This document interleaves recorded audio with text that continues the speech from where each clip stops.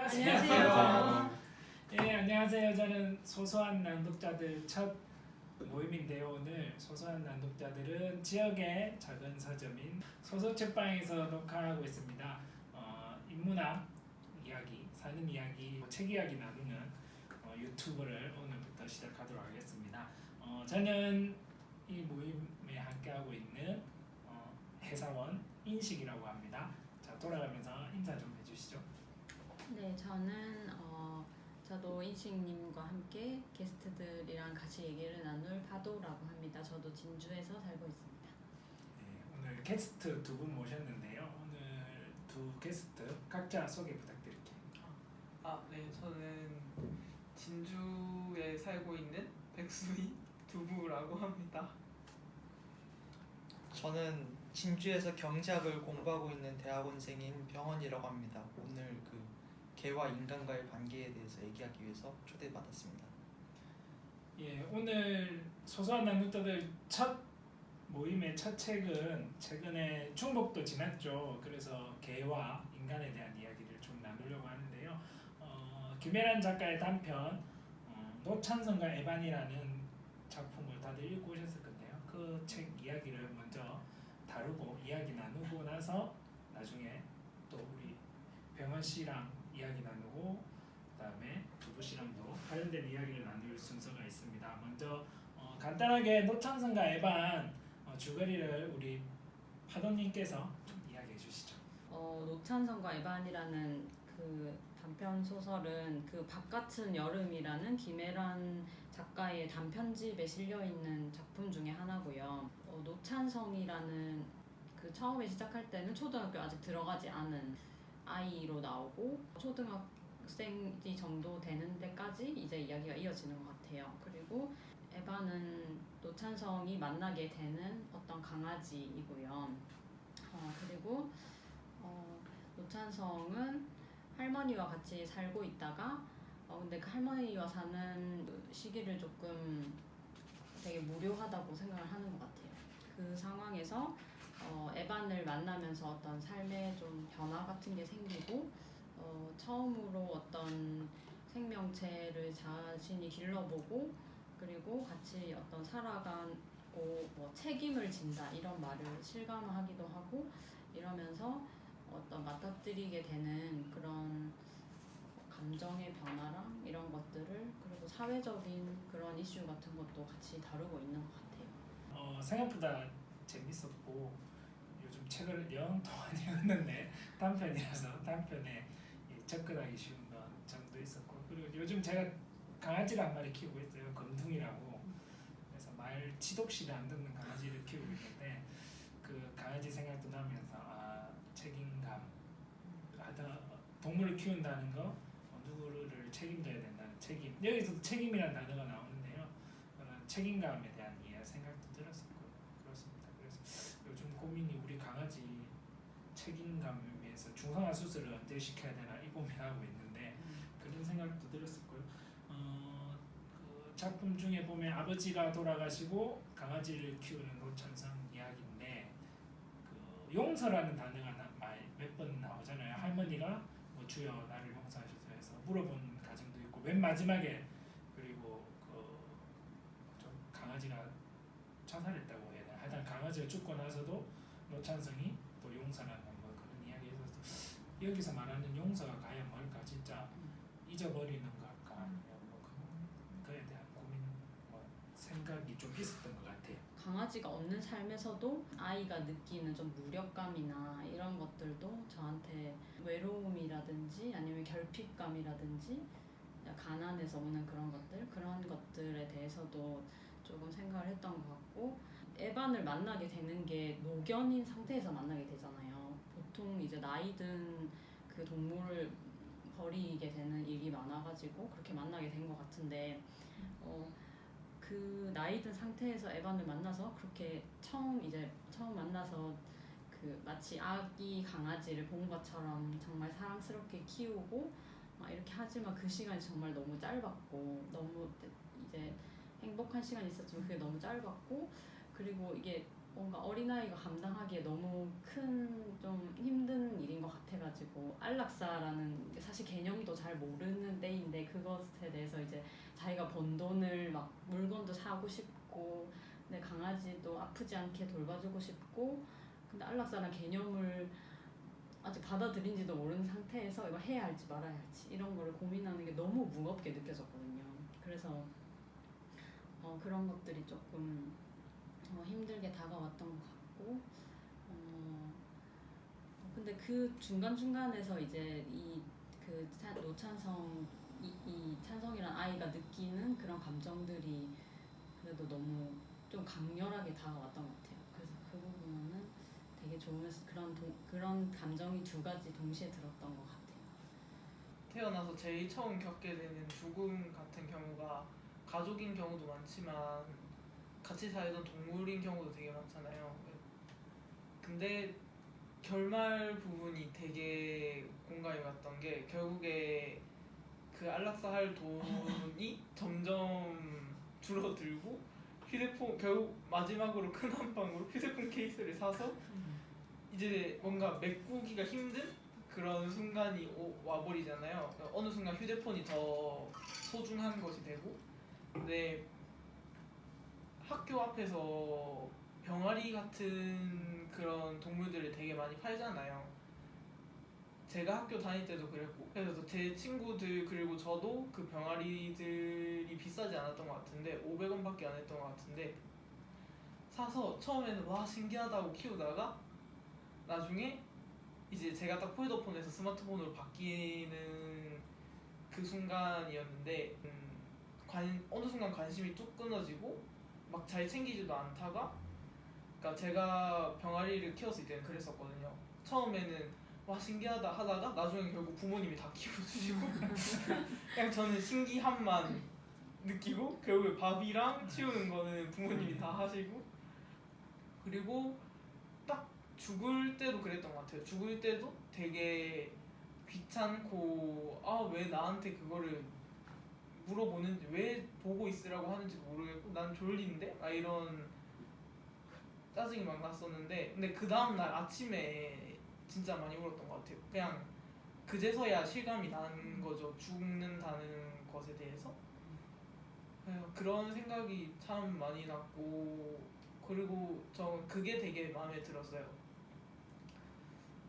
사실 노찬성이라는 주인공이 죽음 자체를 두려워하지 않잖아요.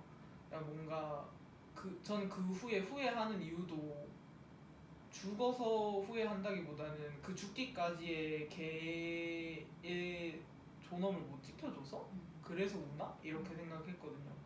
그래서 되게 덤덤하게 어떻게 보면 안 맞는 거일 수도 있는데 되게 덤덤하게 자기가 일을 해서 어떻게 보면 어떤 존재의 존엄을 준비해주는 모습이 참 색다른 뭐 일반 소설에서 잘 읽을 수 없는 그런 모습이어서 되게 색다르다라고 생각하고 봤던 것 같아요. 저는 이걸 읽으면서 요즘 뭐 반려동물 이야기하는 거랑 애완동물 이야기하는 말의 중요성 이런 거 있잖아요. 반려는 진짜 가족 같은 거고 애완은 사랑하는 장난감이라는 뜻이잖아요. 그러니까 여기서는 친구가 없는 노찬성에게 친구 같은 존재가 됐다가 스마트폰한테 강아지가 밀리는 거예요. 그다음 스마트폰한테 밀리면서 결국 처음에 친구 같은 동물이 암에 걸렸다고 하니까 안락사 시켜야지 하면서 막 열심히 전환지를 하잖아요. 그래서 넘어와가지고 안락사 시켜야지 했는데 그 동물병원이 상중이라서 못 시키다가 점점 돈이 없어지는 거고 결국 강아지는 소설에서는 자살한 것처럼 표현되는데 하여튼 죽게 되죠. 그 로드킬 당하는 거죠. 로드킬 당해서 끝나는 건데 그래서 저는 여기서 애완동물 이야기가 반려견 이야기일까 아니면 노찬성이라는 어린이의 성장기를 우리가 그냥 8살부터 10살 정도의 할머니와 혼자 사는 저소득층 어린이의 성장기를 잠깐 표현하려고 했을까 뭐 약간 그런 생각도 있었는데 이야기하고 싶은 건 뭐냐면요 반려동물이든 애완동물이든 우리나라 너무 많이 키우고 있고 또 쉽게 키울 수 있고 그런 게 있어서 저는 그런 고민도 했었어요. 이 책 읽으면서. 그러니까 우리나라는 진짜 동물샵에 가서 이게 주세요 얼마입니까 이러면 그냥 사와서 키우면 되잖아요. 키우다 버려도 뭐 별도 안 받고 이제 겨우 그 동물칩 박아서 이제 버릴 수 없게 되긴 하지만 너무 쉽게 동물을 키우는 거 그리고 동물을 키운다든지 아이를 키운다는 게 결국 그 생사 여탈권이 사람이 가지고 있는 거잖아요. 우리 집 강아지 제가 며칠 동안 밥 안 주고 물 안 주면 아마 죽어버릴 거잖아요. 그런 것처럼 식물도 똑같을 거고 내가 신경 안 쓰면 죽는 것처럼 근데 식물보다는 동물이 더 오는 데미지가 크죠. 살아 움직이는 거니까. 그래서 사람들이 생명에 대해서 너무 쉽게 생각하는 거 아니냐 그런 부분에서 못 키울 거면 아예 처음부터 안 키워야 되는 그런 부분도 그런 부분이 있는 것 같아요. 그 무슨 어린이날 행사 같은 걸로 뭐 어디 참여하면은 뭐 물고기를 뭐 준다든지 햄스터 뭘 주고 막 이런 행사가 아직까지 우리나라에 되게 많이 있는 것 같은데 그런 게 진짜 그런 어떤 정서 같은 데 되게 안 좋다고 하더라고요. 그러니까 이게 너무 동물을 아까 얘기하셨던 것처럼 그냥 이렇게 돈 주고 장난감 사듯이 샀기 때문에 거기에 대한 아무런 생각이 없고 더 쉽게 생각하게 되는 그런 게 어떤 동물이나 이런 생명체에 대한 전반적인 그런 것들 어린 시절부터 그렇게 습득을 하게 되면은 조금 그런 위험성이 있다고 다들 그렇게 얘기를 하시더라고요. 그냥 사실 너무 그 모습이 시골에서 개를 키울 때 전형적인 모습이잖아요. 밥은 어떻게 좋아하면 그냥 먹다 남은 거 주면 되지 이러고 마지막으로 야 네가 좋아하는 핫바를 사왔어 이러고 오잖아요. 근데 제가 옆에서 이거 친구랑 같이 읽고 있었는데 옆에 친구는 강아지랑 같이 사는 사람이었는데 그 구절을 읽더니 와 애 진짜 강아지 병들게 하려고 작정을 했네? 이렇게 말하는 거예요. 그냥 그런 게 되게 사실적이면서 지금 보면 되게 되게 좀 내가 과거에 왜 그랬지 이런 생각 드는 실제로 막 닭 치킨 먹다 남은 거 그냥 주고 음식 먹다 남은 거 그냥 주고 그러잖아요 시골에서는. 그리고 아직까지도 그런 그냥 가난하면 동물도 키우면 안 되냐 이렇게 말하는데 가난해서 키우면 안 되는 게 아니고 자기 굶고 걔한테 그걸 안 해줄 걸 아니까. 그러니까 만약에 가난한데 시간 쪼개서 산책 다 시켜주고 자기 밥 먹을 거 안 먹고 사료를 사서 주면은 뭐 그럴 수 있다 생각하는데 사실 그렇지 않잖아요. 되게 가벼운 마음으로 특히 시골 같은 경우에 개가 공짜로 그냥 얻어오는 개가 엄청 많기 때문에 되게 착착하기도 하고. 원래 전통적으로 개가 남은 잔반을 먹어오면서 살아오는 게 인간이 이제 먹고 남은 음식을 하나의 그 처리하는 방식이고 그렇죠. 개는 그걸 통해서 필요한 영양분을 얻었고 이제 대신 늑대가 개로 예. 변하는 형태가 그렇게 된 거죠. 이제 야생에 다니던 늑대가 인간이 먹던 남은 음식을 먹으면서 인간은 늑대한테 먹이를 주는 거고 늑대는 개가 되면서 자연스럽게 자기는 먹이를 막 야생에서 힘들게 안 잡아도 되면서 대신 모르는 사람이 오면 왈왈왈 짖어주고 사냥할 때 같이 사냥하고 그렇게 되면서 늑대가 개가 된 거니까 원래 개의 천성은 사람이 먹던 나는 음식을 먹는 건데 요즘은 그게 이제 사료화돼서 더 건강하게 오래 살기 위해서 그렇게 됐다고 보면 돼요. 애완동물 산업에서 이제 사료 산업의 이해관계가 대단히 많이 반영이 돼가지고 남은 음식을 주는 게 비도덕적인 행위로 묘사되는 게 아닌가 저는 그런 생각이 좀 많이 들어요. 그래서 자연스럽게 오늘 우리 게스트들 이야기로 넘어갈 것 같은데요. 오늘 우리 게스트 두 분 중에 백원 씨는 2016년이었나요? 그때 개식용 금지 법안 현수막 가지고 인터넷에서 한참 이렇게 댓글 논쟁이 있었던 걸로 아는데 그에 대한 이야기를 조금 해주시겠어요? 그때 댓글 논쟁이 어떤 거였는지 어떤 2016년 이야기를 조금 해주세요. 네. 제 개인적으로 그 사회의 여러 현안에 대해서 얘기하고 뭔가 필요한 일이 있으면은 뭔가를 하기도 하는 그런 작은 단체에 있었는데 거기서 어느 날 갑자기 그 개고기 식용 반대 현수막을 갖다가 단체 공식적인 사업으로 진행하겠다라고 선언을 하더라고요. 그래서 아니 모든 사업 공식적인 사업은 이런 논의 절차가 진행이 돼야 되는데 왜 그런 게 없었냐라고 했더니 그 당시에 있던 그 케어라는 동물권 단체의 요청을 받았기 때문에 이제 우리는 이거를 해야 되고 개에 대한 그런 인식들이 이미 사회에 퍼져 있기 때문에 그걸 받아들여야 된다라는 답변이 와가지고 거기에 대해서 이제 논쟁을 한 적이 있죠. 이제 적어도 논리적으로 이제 납득이라도 시키고 나서 이 사업을 진행해라라고. 그래서 그게 좀 큰 문제가 됐던 적이 있습니다. 그러면 그게 박소연 대표가 있는 요즘에 네. 가장 핫한 케어를 2016년에 그때 벌써 논쟁적으로 싸웠다는 건데요. 왜 개식용 반대는 사람마다 뭐 할 네. 수도 있는 거고 그렇긴 한데 그게 왜 그렇게 됐는지 왜 문제 제기를 한 건지 조금 좀 추가 설명해 주시겠어요? 개인적으로 개식용이든 개식용 반대든 어떤 입장이든 주장할 수 있고 그거를 그 단체의 사업으로 진행할 수도 있었다고 생각을 합니다. 근데 케어 같은 경우에는 그 당시에 로트와일러가 어떤 아이를 습격했을 때 그 부모가 이제 전기톱을 들고 그 개를 죽인 사건이 있었죠. 그 사건 때 그 죽은 개의 영혼을 불러내서 이제 그 영혼이 진술한 내용을 법정 증거물로 제출한 사례가 있는 단체입니다. 그래서 아무리 합리적으로 생각하기에는 좀 많은 무리수가 있는 그런 행동들을 하는 곳이었고 이제 그 거기 있는 대표인 박소연 씨는 이제 그 굉장히 극적인 퍼포먼스를 하는데 그것들이 좀 제가 보기에는 약간 좀 너무 극적인 연출에만 신경 쓰는 게 아닌가 하는 문제의식이 있었죠. 그런데 그런 사건이 터지게 되면서 이제 케어가 어떤 것인지 구체적으로 찾아보게 됐고 이미 그 2016년 당시부터 그 케어의 내부 문제에 대해서 문제제기하는 사람들이 여럿이 있었습니다. 그래서 그분들의 글을 보고 나서 아 여기가 그 유사 종교 집단과 연결이 돼 있구나.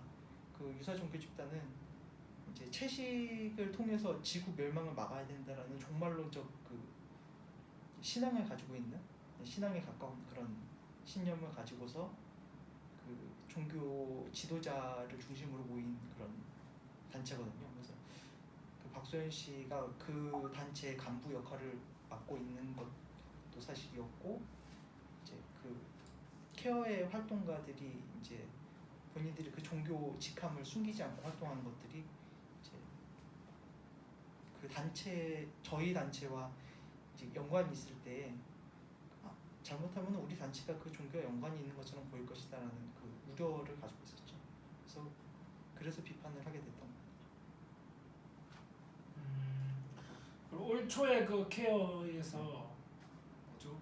그 안락사 200마리 시킨 거 자기들이 감당이 안 되는 개들을 감당이 안 되면 구조를 안 해야 되는 건데 구조해 왔다가 결국 200마리 안락사 시켰고 그걸로 해서 케어가 난리가 났었고 그런데 그 200마리 안락사 시킨 거에 대해서 뭐 어떻게 생각하시는지 뭐 또 감회가 있을 건데 2016년에 한참 그렇게 하다가 딱 올해 되니까 이 케어가 문제가 터지는 거 보고 어떠셨어요? 오히려 그 문제에 대해서 충격을 받은 분들은 케어에 대해서 지지를 하고 있거나 아니면은 케어가 그런 짓을 할 수 있다는 단체라는 사실을 외면하고 있었던 분들이 많이 놀랐었던 것 같고요. 저같이 좀 비판적인 견해를 가지고 있는 사람들은 충분히 일어날 수 있는 일이었다고 생각해서 별로 큰 감흥이 없었던 것 같습니다. 왜냐하면은 케어는 자본주의에 대한 문제제기 자체는 하지 않으면서 이제 공격적인 확장에 굉장히 좀 치중을 하는 편이었고 이제 어떤 특정한 개인의 카리스마를 중심으로 이제 공격적인 확장을 하는 단체는 좀 커다란 이슈를 향해서 이제 본인들이 감당이 안 되는 그 규모로 확장이 되고 그 규모를 감당하기 위해서 이제 그 뒤에서는 그 단체의 본래 목적과는 모순되는 일들을 저지를 가능성이 대단히 높죠. 운이 좋아서 그렇게 하지 않을 수 있는 곳들도 있지만 저는 케어는 그런 위험성이 대단히 큰 곳이었다고 생각을 하고 있었습니다. 케어의 박소연 대표가 올 초에 이렇게 계속 문제가 되고 있고 지금도 문제가 되고 있는데요. 이 자리를 빌어서 이야기할 게 있나요? 따로 당부할 하고 싶은 말이라든지. 박수현 씨와 옛날에 그 개고기에 대한 백분 토론에서도 이제 보였던 태도나 아니면 지금 문제 제기하고 있는 사람들에 대해서 보이는 폭력적인 태도를 보면은 뭔가 논리적인 대화가 성립할 수 있다고는 생각하지 않고요. 이제 케어를 지지했거나 혹은 그런 종류의 운동에 관심을 가지고 있는 사람들이 왜 이런 일이 벌어졌는지에 대해서 그 박소연 개인의 문제점보다는 지금 동물권이라는 그 구호가 어떤 방식으로 유지가 되고 주장이 되고 있는지를 좀 그러한 방법이나 구조에서 그런 사건이 발생된 것이 아닌가, 이것이 다시 반복될 수 있는 사건이 아닌가라는 부분에 대해서 좀 더 고민을 해봐야 된다고 생각합니다. 사회 구조적인 문제까지 한번 봐야 된다 그런 것 같은데요. 네. 케어가 아니더라도 다른 많은 단체들에서 그 개식용 금지 법제안 이런 걸 이야기하고 있는데요. 그분들의 주장에 대해서 좀 어떻게 생각하세요? 오늘도 그 동물을 위한 행동 그 전전 대표가 보니까 자기들은 그 시장에 이렇게 어제였나요? 시장에다가 그 강아지 함부로 도산하면 안 됩니다. 그리고 사고 팔아도 안 됩니다. 이런 식으로 그 크게 뭐라 해야 되죠? 간판을 만들어 붙이겠다 그런 식으로 한다던데 그런 단체들에 대해서는 어떻게 생각하시는지, 개식용 금지법 이런 거에 대해서 어떻게 생각하시는지.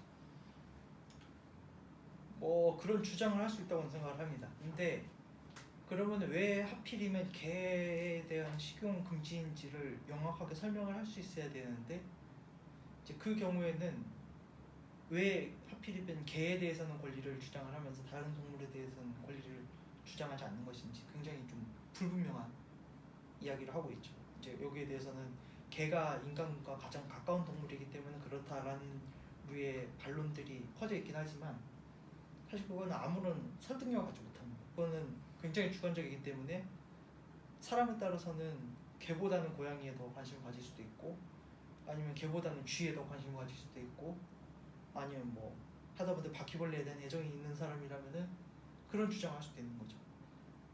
근데 차라리 그런 부분에서 본인들이 주장하는 동물권이라는 게 무엇인지를 좀 명확하게 규정할 필요가 있다고 생각을 합니다. 그래서 그러한 규정이 명확하지 않은 상태에서 동물권이라는 얘기를 하게 된다면은 케어와 비슷한 문제점에 도달할 수밖에 없다고 생각을 합니다. 왜냐하면은 동물권이라는 것 자체가 그 동물을 소유하고 있는 소유주의 권리의 확장이라고 보는 편이거든요.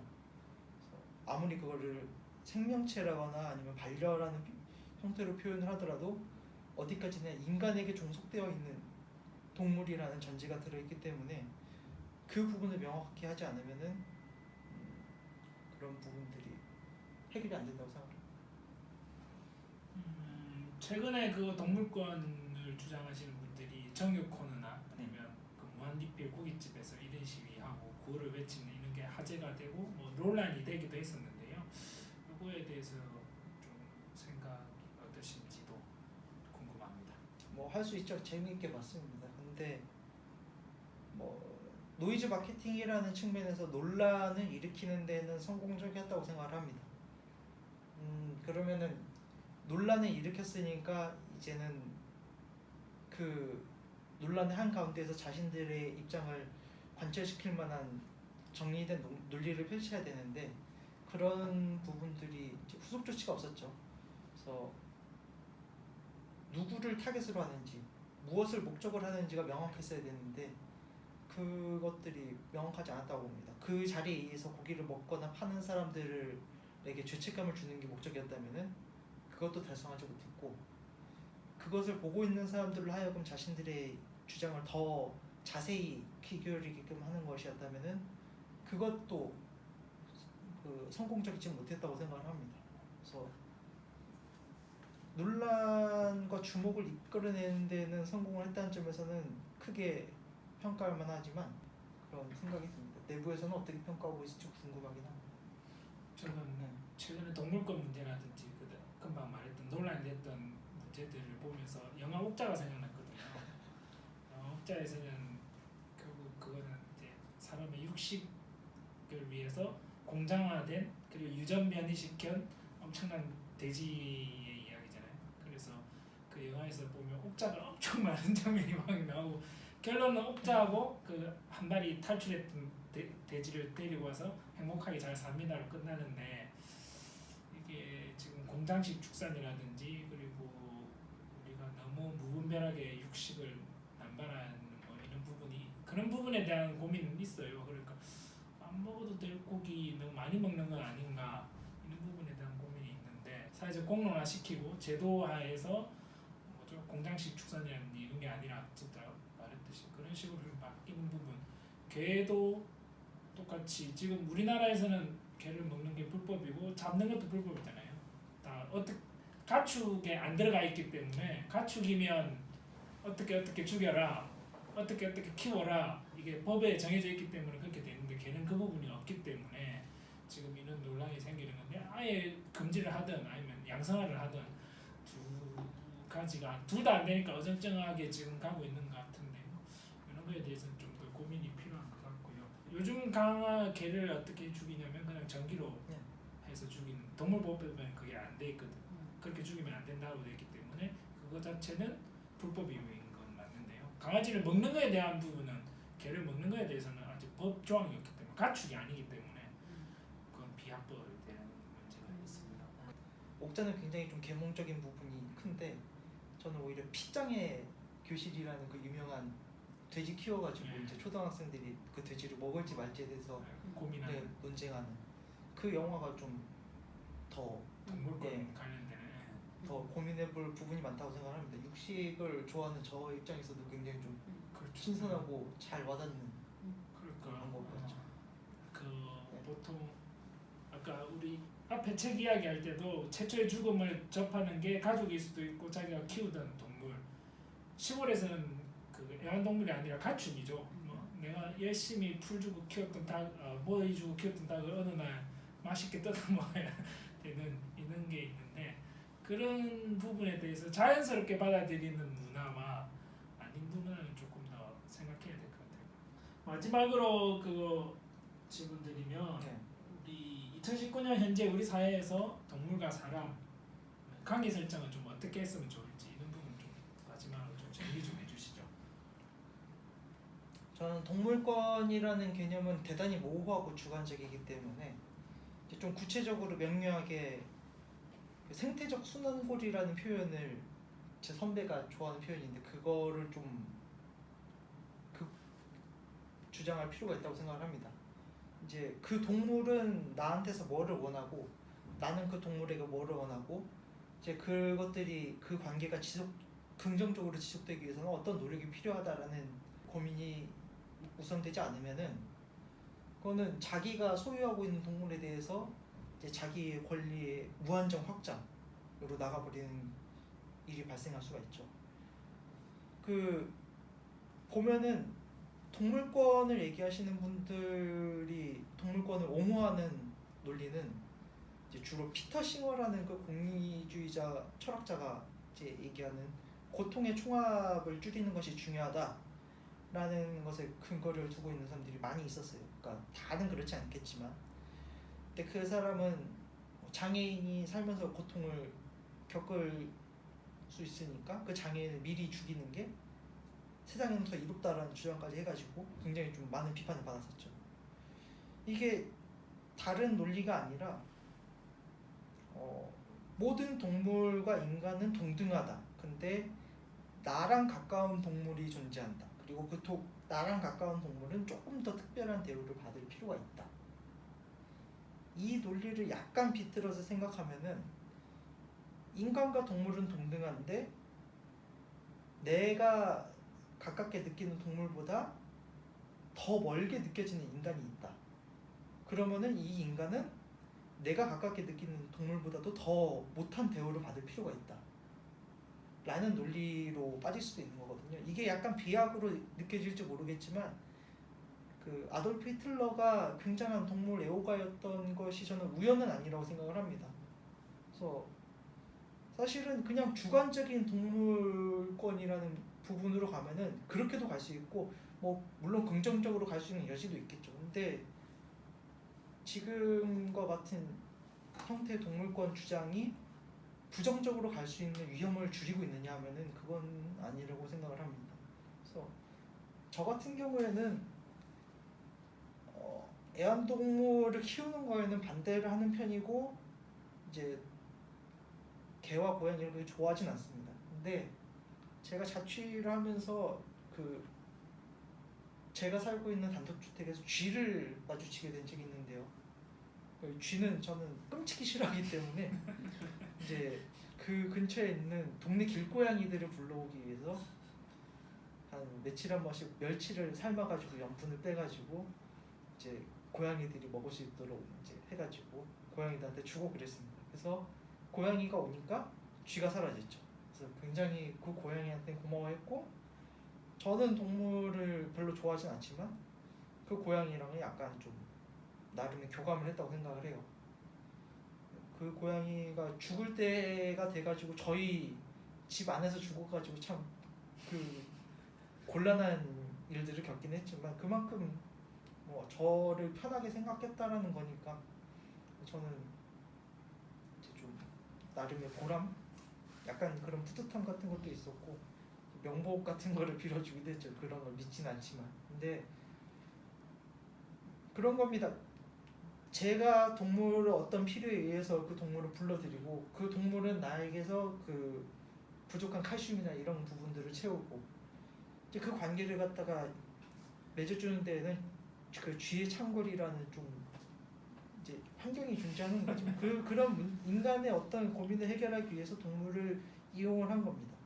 저는 애완동물을 키우시는 분들이 반려동물이라는 표현을 쓰더라도 사실은 그 동물의 삶 전체를 갖다가 본인이 소유하고 생사여태권을 쥐고 그 동물의 섭생을 갖다가 통제할 수 있는 권한을 주고 있다는 점에서는 그거를 인정을 하거나 아니면은 그 동물이 인간과 동등하다면 그 동물을 해방시켜야 된다고 생각합니다. 왜냐하면은 동물과 인간이 동등한데 그 동물을 자기가 가둬두고 그 동물이 도망치면은 찾아달라는 전단지까지 뿌려가면서 굳이 집으로 끌어들이는 그 행위는 사실 노예제잖아요. 동등한 법적 권리를 가지고 있는 대상이 자유롭게 이동할 수도 없고 생사여탈권도 쥐고 있고 식생활도 통제할 수 있다면 저는 그래서 비건 사료 같은 그런 그 동물의 본래 생태하고는 전혀 상관없는 그 인간의 도덕적 기준을 동물한테 강요하는 행위들이 그래서 가능하다고 생각을 합니다.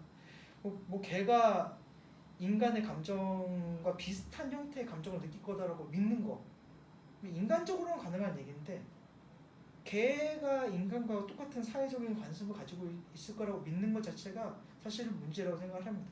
인간 사회 내에서도 같은 문화권에 있는 인간이더라도 몇십 년만 차이가 나면은 그 같은 사건에서 다른 감정을 느끼는 것이 인간 속에서도 일어나는 일인데 하물며 인간과 같은 사회를 구성하지도 못한 개가 인간과 비슷한 감정을 느낄 수 있다고 생각하는 것은 저는 대단히 인간의 대단한 큰 오만이라고 생각을 하고요.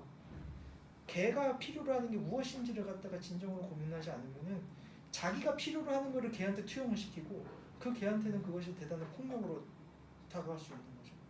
그래서 그런 부분에서 개와 인간 내지는 뭐 어떤 동물과 인간과의 관계를 정말 잘 고민하고 싶다면은 내가 그 개한테 해줄 수 있는 게 뭔지, 개가 진짜로 자기한테 바라는 게 뭔지 이런 고민이 필요하다고 생각합니다. 아까 얘기한 거에서 잠깐 나왔었지만은 저는 지금의 동물권, 특히 애완동물을 중심으로 한 동물권이라는 개념은 인간이 도시에서 살면서 그 생태적 순환고리에 대해서 고민하지 않고 그냥 돈을 주고 모든 걸 다 지불만 구입할 수 있는 환경에서 만들어진 사고관이라고 생각을 해요. 뭐 남은 음식을 먹고 사는 동물이 있고 그 동물과 인간이 공생하는 것이 아니라 인간이 산업적으로 만들어낸 사료를 먹고서 인위적으로 생활을 하고 이런 형태의 동물과 인간 간의 관계는 인간이 그건 그러니까 인간이 그건 완전히 소유하고 있는 거죠. 그 동물의 모든 권한을. 근데 오히려 인간이 먹다 남긴 거를 먹고 이제 그 근처에서 좀 자유롭게 돌아다니는 동물은 그거는 좀 더 많은 자유를 누리고 있다고 생각을 해요. 차라리 저는 이렇게 생각을 합니다. 애완동물이든 반려동물이든 간에 인간과 동물이 동등할 수 없다라는 걸 인정을 하면은 자기의 감정적 필요에 의해서 자신이 한 동물의 삶을 소유하고 그 권력을 관철시키고 있다는 사실을 인정을 해라. 그렇다면 그 현실 인식으로부터 지금의 현실에서는 이런 한계가 있지만 내가 이 한계 속에서는 여기까지는 잘해줄 수 있다라는 마지노선이 생긴다는 거죠. 그 한계를 인정하고 현실을 바라보면은 다른 사람들은 왜 동물을 이렇게 내가 보기엔 학대하고 있을까라는 것도 설명이 된다는 겁니다. 그러면은 그 사람이 자기가 학대라고 느끼고 있는 것들을 하지 않게 하기 위해서는 어떤 노력이 필요할지에 대해서도 고민을 하게 되는 거죠. 저 사람은 동물과 어떤 관계를 맺고 있다. 나는 어떤 관계를 맺고 있다.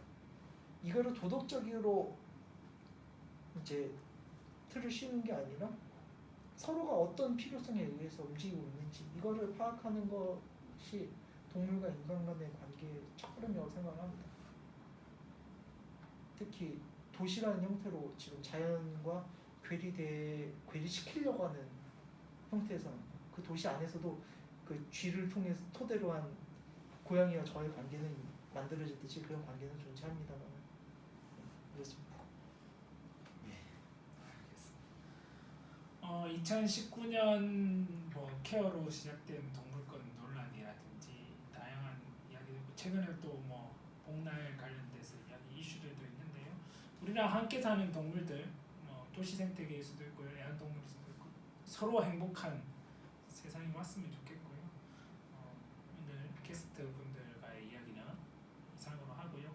오늘 와주셔서 감사합니다. 박수. 야. 에반을 집에 들인 날 찬성은 오랜만에 어떤 꿈도 꾸지 않고 깊이 잤다. 찬성은 에반이 자기를 지켜줬다고 생각했다. 언젠가 에반에게 무슨 일이 생기면 자기도 에반을 꼭 보호해줘야겠다고 다짐했다. 그 뒤 찬성과 에반은 늘 같이 잤다. 찬성은 누군가와 꼭 껴안고 자는 기분이 어떤 건지 처음 알았다. 에반의 따뜻하고 작은 몸통이 들숨 날숨을 따라 순하게 오르내리는 것만 봐도 평화로운 기분이 들었다. 찬성은 에반의 말랑말랑한 발바닥을 조물락거리며 자주 혼잣말을 했다. 있잖아 에반, 이것 봐라. 많이 모았지? 3만 원도 넘어. 어디에 쓸 거냐고? 나중에 커서 언젠가 이곳을 떠나게 되면 그때 나도 휴게소에 들러 커피나 한잔 하려고. 에반은 자기 다리에 턱을 괴고 누워 눈꺼풀을 천천히 여닫다 먼저 잠들었다. 그래도 찬성의 수다는 밤새 이어졌다. 너 고륙종이 뭔지 아니? 무슨 선인장 이름 같지? 그런 게 있대. 우리 아빠가 그 병에 걸리지 않았다면 나도 몰랐을 거야.